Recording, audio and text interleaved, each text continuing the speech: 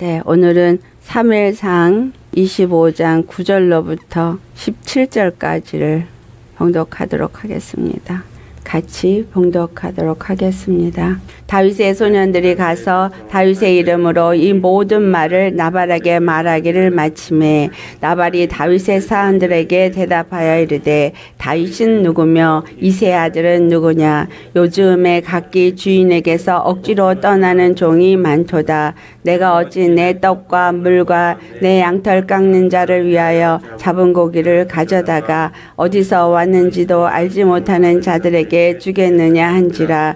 이에 다윗의 소년들이 돌아서 자기 길로 행하여 돌아와 이 모든 말을 그에게 전하매 다윗이 자기 사람들에게 이르되 너희는 각기 칼을 차라 하니 각기 칼을 차매 다윗도 자기 칼을 차고 400명 가량은 데리고 올라가고 200명은 소유물 곁에 있게 하니라. 하인들 가운데 하나가 나발의 아내 아비가일에게 말하여 이르되 다윗이 우리 주인에게 문안하러 광야에서 전령들을 보냈거늘 주인이 그들을 모욕하였나이다. 우리가 들에 있어 그들과 상종할 동안에 그 사람들이 우리를 매우 선대하였으므로 우리가 다치거나 잃은 것이 없었으니 우리가 양을 지키는 동안에 그들이 우리와 함께 있어 밤낮 우리에게 담이 되었음이라. 그런즉 이제 당신은 어떻게 할지를 알아 생각할지이니 이는 다윗이 우리 주인과 주인의 온 집을 해하기로 결정하였음이니이다. 주인은 불량한 사람이라 더불어 말할 수 없나이다 하는지라. 아멘. 예수님은 오셔가지고 나를 보내신 자라는 단어를 많이 쓰셨잖아요. 하나님으로부터 보내심을 받았다 라는 거예요. 예수님은 하나님 그 자체시고 천지를 창조하신 분이시지만 육체로 오셨기 때문에 보내심을 받았다라는 단어를 사용하는 거예요. 이 땅에 오실 때 그가 무슨 모습으로 오셨기 때문에 종의 모습으로 오셨기 때문에 예수님은 신성을 가지신 하나님의 아들이라고도 표현되고 어떤 때는 자기 자신을 하나님의 종으로도 표현되어지는 것 인간의 모습으로 오셨기 때문이에요. 하나님의 아들이지만 인자라고도 표현하시잖아요. 그래서 100% 신성을 가지신 분이고 100% 인간의 모습을 가지신 분. 신성과 인성을 동시로 가졌는데 그분은 유다 왕으로 세워진 다윗의 위를 가지고 오시는 왕으로 기다리고 있기 때문에 마태는 왕으로 오신 예수 그리스도로 표현하고 있고 누가는 사람의 모습으로 온 우리 주 예수 그리스도를 표현하고 싶어서 인자로 오신 예수 그리스도를 표현하고 있어요. 마가복음은 이 땅에 종의 모습으로 오셔서 종같이 오셔서 하나님의 뜻대로 그 일을 이루는 보내심을 받은 종으로서 또한 표현되어지고 있다라는 거예요. 요한복음은 하나님의 아들로서 신성이 충만하신 분으로서 말씀이 육신이 되어 오신 분이라고 표현하고 있습니다. 주님이 이 땅에 오셨지만 그분은 보내심을 받은 소년과 비유할 때 종으로 오신 분이다라는 거예요.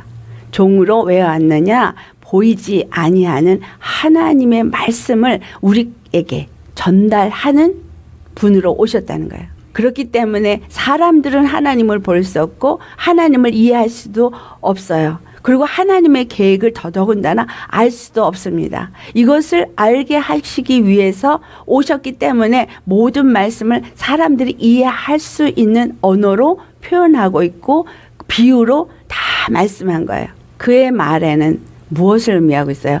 하나님이 우리의 주가 되심을, 구세주가 되심을 말하는 거예요. 그러니까 나발의 모든 소유가 보호를 받은 이것이 다윗으로 말미암았음을 말해주고 있는 것처럼 우리 인생이 죄와 사망에서부터 건짐을 받고 하나님의 보호 가운데 있는 이것이 바로 은혜임을 가르쳐준 것이 우리 주 예수 그리스도시다라는 거예요.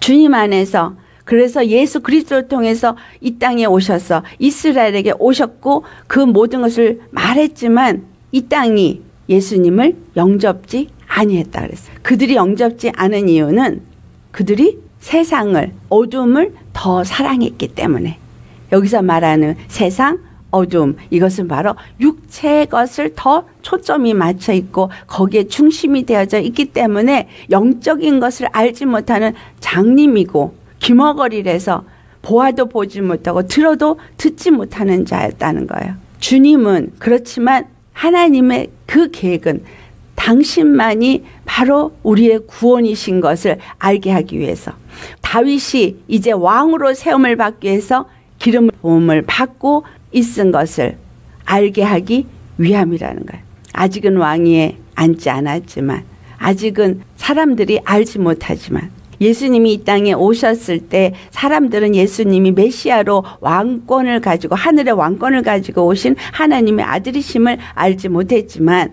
그러나 그의 보호하심 안에서 하나님이 빛과 어둠을 말하면서 빛 가운데 있는 자들은 반드시 보호하심을 얻는 것을 무엇으로 말해주고 있어요? 예수 그리스도와 함께 함으로써 안식일을 함께 하고 있는 모습을 기록하고 있습니다. 그래서 밀밭 사이를 다니면서 그 밀을 안식일에 먹어도 그들이 돌에 맞아 죽는 일을 당하지 아니하였고, 간음하다가 잡혀온 여인도 예수 그리스도를 만났을 때 그 율법의 돌에 맞아 죽어야 될 그 상황에서도 건짐을 받게 되어지는 이 모든 것들이 예수님이 오셨기 때문에 이루어졌다라는 사실이에요. 주님 안에서 보호함을 받은 은혜가 얼마나 큰지를 미처 느끼지 못하는 가운데서 입고 있다라는 거예요. 이 땅에 이미 오셨고 십자가에서 이미 모든 죄를 다 사해 주셨기 때문에 그 죄 사함을 얻은 은혜가 모든 자에게 임해 있는 거예요.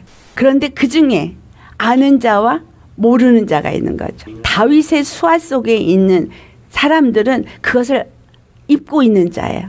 다윗이 제사장만 먹는 진설병을 자기만 먹는 것이 아니라 자기와 함께하는 사람들에게도 그것을 줄 수 있었던 말씀을 기록하고 있는 거예요. 우리가 그 은혜를 입었고 그것을 먹을 수 있는 자가 된 겁니다. 지금 소년이 와서 나발에게 이와 같은 보호함을 입었고 은혜를 입었다. 그러니까 너희가 은혜 입은 것에 의해서 그것을 감사함으로 이제 어떤 보답을 요구합니다. 우리가 얼만큼 예수님의 은혜를 입고 있는지 여러분 늘 주님 앞에 감사하고 있습니까? 육신에 초점이 맞춰진 사람은 내가 지금 현재 얻지 못하고 있는 것만 생각을 해요. 그래서 그것을 이루어지기를 원해서 주님 앞에 항상 다고해요.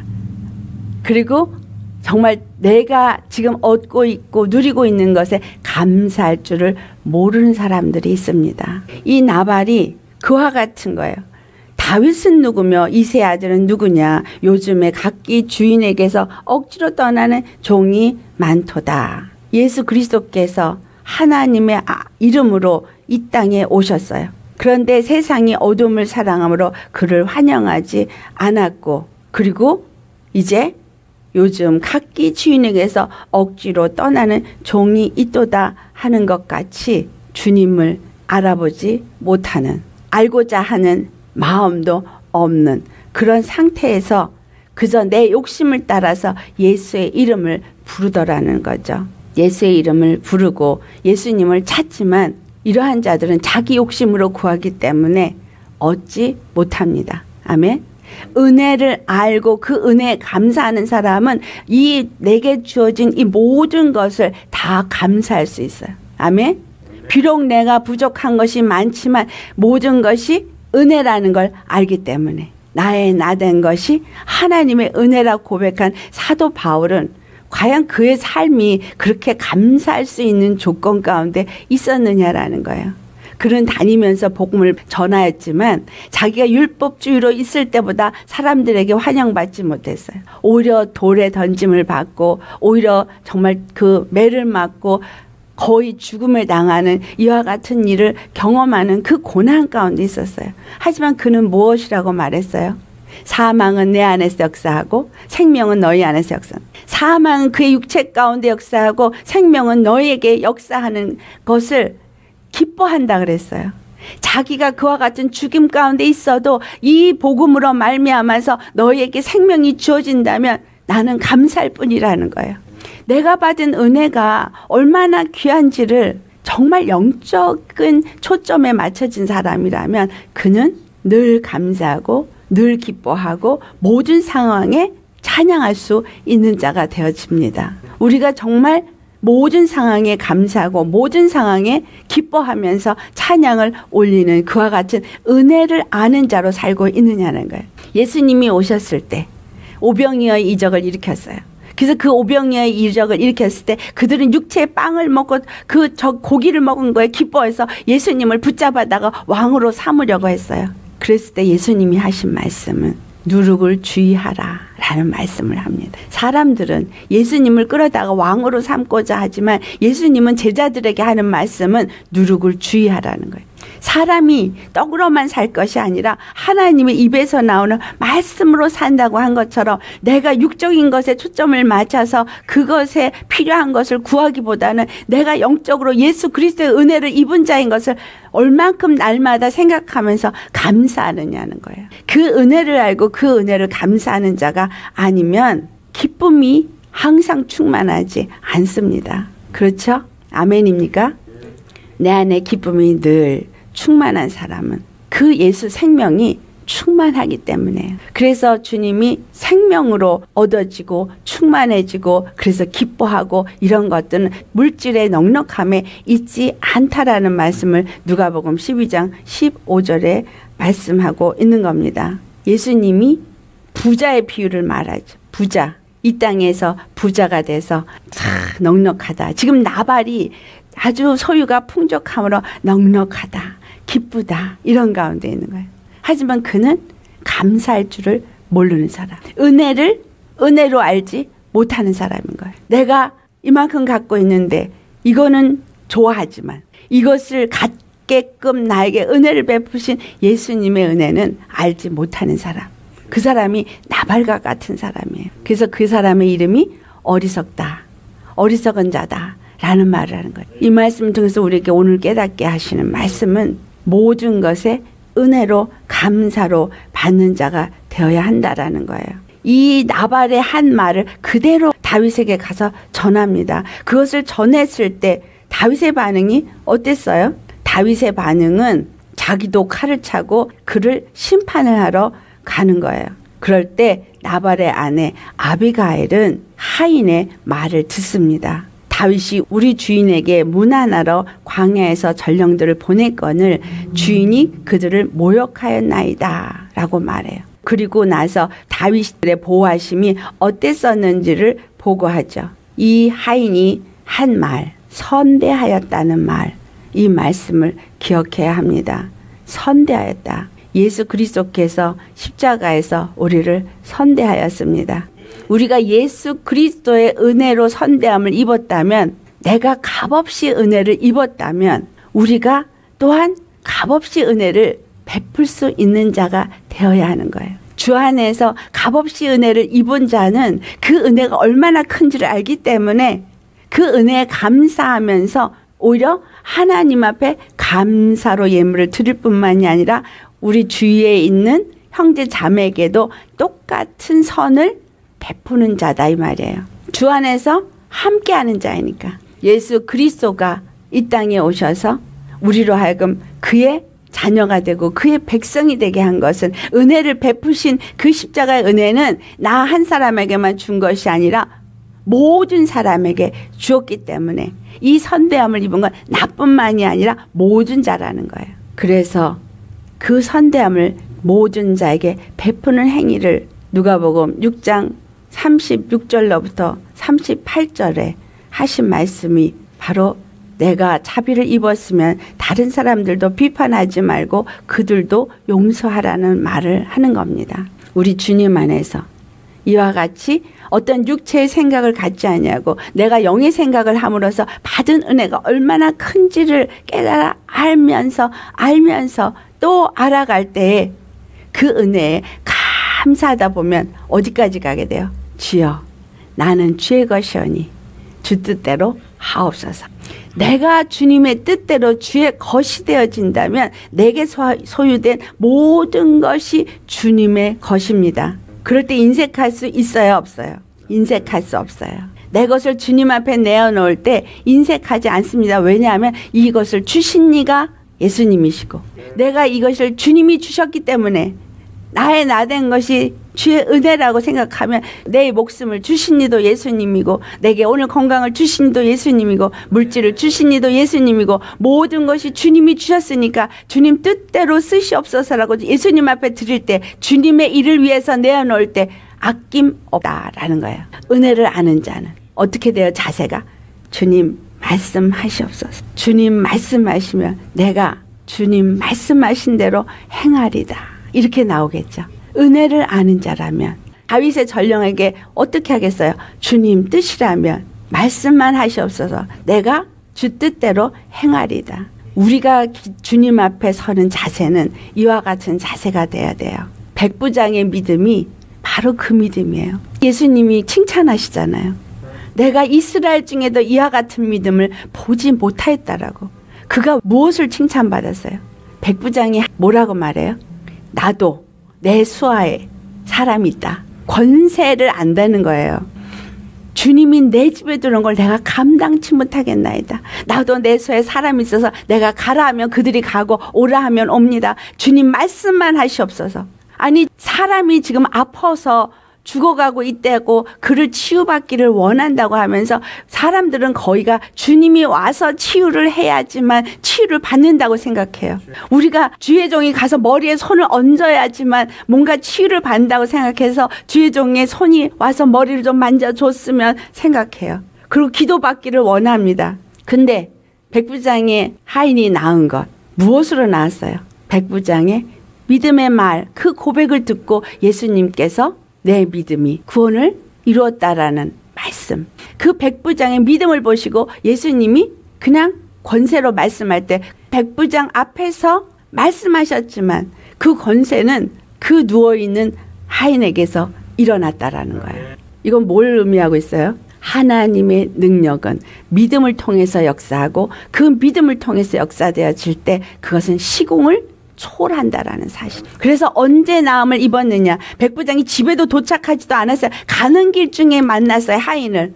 언제 낳았느냐 하니 그 시기가 바로 예수님이 말씀하신 그 순간이었다라는 거. 내가 예수님 앞에 정말 은혜를 아는 자라면 그 은혜 안에서 어떤 반응을 보이냐면 어떤 순간에도 믿음으로 고백하는 그 자세가 나온다라는 거예요. 내가 믿음으로 고백한 그 순간 내 믿음과 하나님의 은혜의 말씀이 만나는 그 순간에 역사는 일어난다는 거예요. 아멘입니까? 다윗이 칼을 차고 나오는 것처럼 이 나발과 같은 믿지 아니하는 자, 인정치 아니하는 자, 인색한 자, 하나님의 권세와 능력 앞에 입은 은혜가 얼마나 큰지를 부인하는 자에게는 칼이 온다라는 거예요.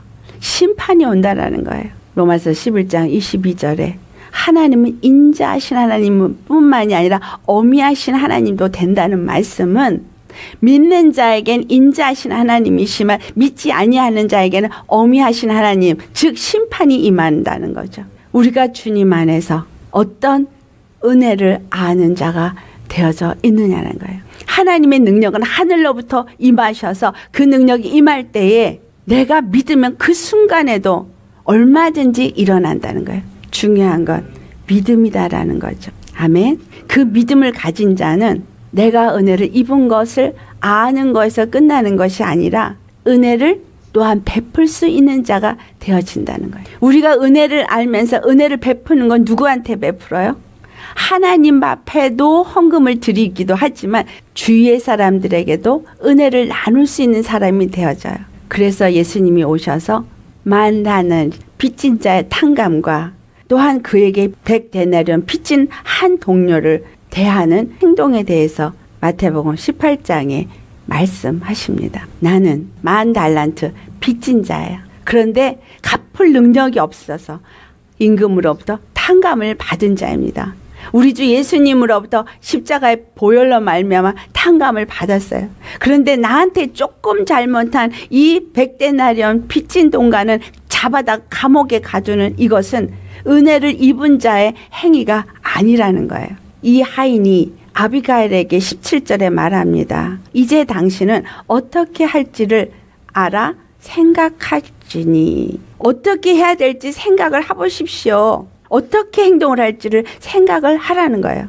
전후 사정을 다 아비가일은 듣습니다. 주님이 마태복음 5장 25절에 내가 송사하는 자와 함께 재판장에게 갈 때 길에서 급히 사화하라고 말합니다. 송사하는 자가 너를 재판관에게 내어주고 재판관이 관리인에게 내어주어서 너를 옥에 가둘 수도 있다라는 거예요. 이 10,000달란트 탕감받은 자가 100데나리온 빚진 자를 용서하지 않았을 때 그걸 다 갖다 잃르잖아요. 그러니까 너는 빨리 하나님의 재판 앞에 서기 전에 해결을 해라라는 거예요. 내가 은혜를 입은 자이면 그 은혜를 입은 것을 깨닫고 빨리 돌이키라는 거예요.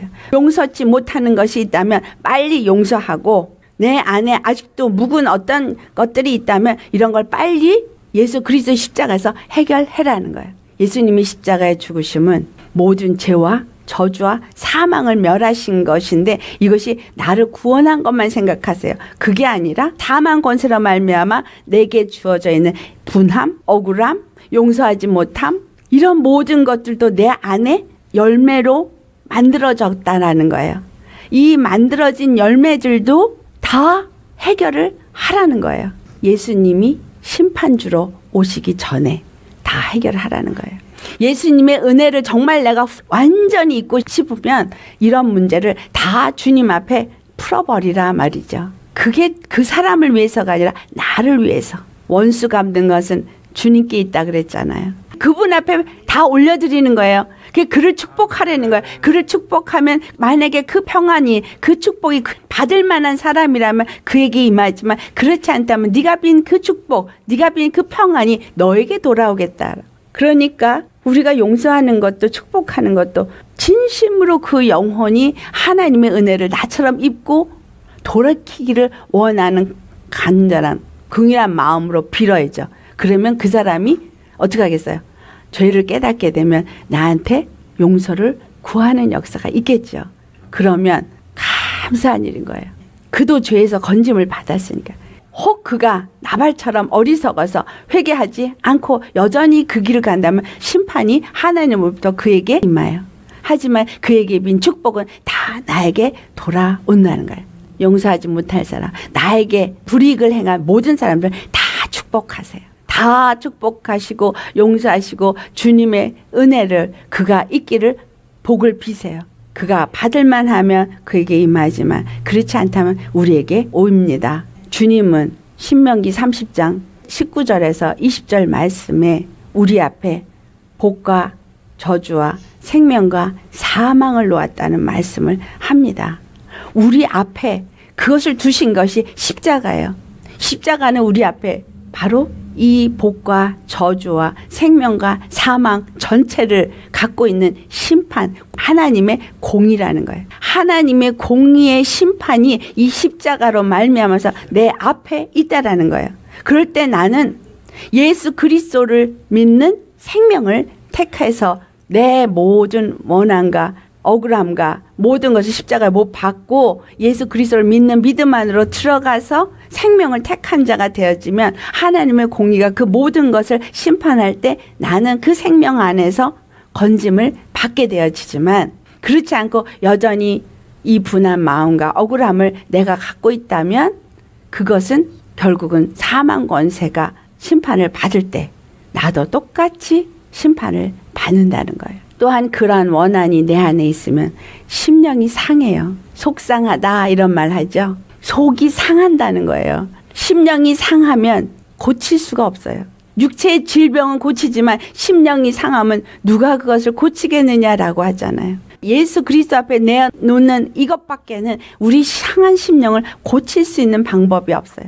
근데 심령이 상하면 이것이 육체 질병을 일으켜요. 그래서 반드시 예수님 앞에서 우리의 상한 심령을 다 내어놓는 거, 이것이 십자가를 붙잡는 거예요. 그 생명을 붙잡는 겁니다. 우리가 그 생명을 붙잡을 때 하신 말씀이 신명기 30장 20절 말씀이에요. 여호와를 사랑하고 그의 말씀을 청종하며 또 그를 의지하라. 그는 내 생명이시오 내 장수이시니. 아멘. 주님을 사랑하고 우리 예수님을 사랑하고 우리의 구원의 하나님을 사랑하고 그 여호와 그를 사랑하니 그의 말씀을 귀 기울여 듣고 그를 의지하는 그것이 바로 십자가의 믿음을 가진 겁니다. 그러면 육신의 생각 안 하는 거예요. 오직 예수 그리스도만을 사랑할 때 하나님의 법에 굴복할 수 있는 자가 됩니다. 나발은 갈렙의 후손이었어요. 믿음의 사람이에요, 갈렙은. 그러나 그 후손인 나발은 어리석게도 믿음이 없이 자기의 육체의 것을 따라갔어요.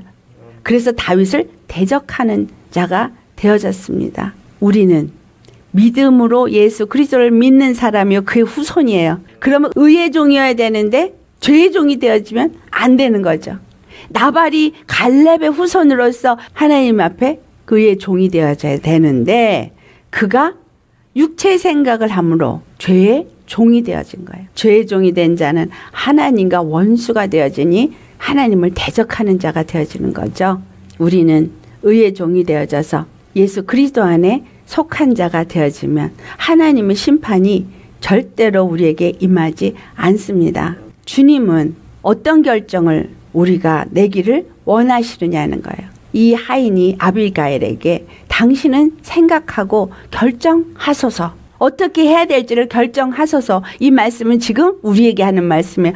복과 저주와 생명과 사망이 눈앞에 있는데 너는 무엇을 택할 것인가 생각하라 이 말이에요. 예수 그리스도의 십자가를 통해서 하나님의 공의가 우리 가운데서 있는데 나는 무엇을 택할 것이냐, 육신의 것을 택할 것이냐 아니면 영의 것을 택할 것이냐. 분명히 다윗은 칼을 차고 이제 멸하기로 작정했다라고 말해요. 죽이기로 작정했다라는 말, 진멸을 하기로 작정했다는 말은 하나님은 믿지 않는 자에게 심판이 이미 이르렀고 믿는 자에게는 하나님의 자녀가 되는 권세를 주신다는 거예요. 영접하는 자, 곧 그 이름을 믿는 자들에게는 하나님의 자녀가 되는 권세를 주셨어요. 누구든지 예수님이 이 땅에 오실 때 예수 그리스도를 영접하는 자가 구원을 얻도록 길을 주셨어요. 주 안에서 나는 무엇을 택할 것이냐.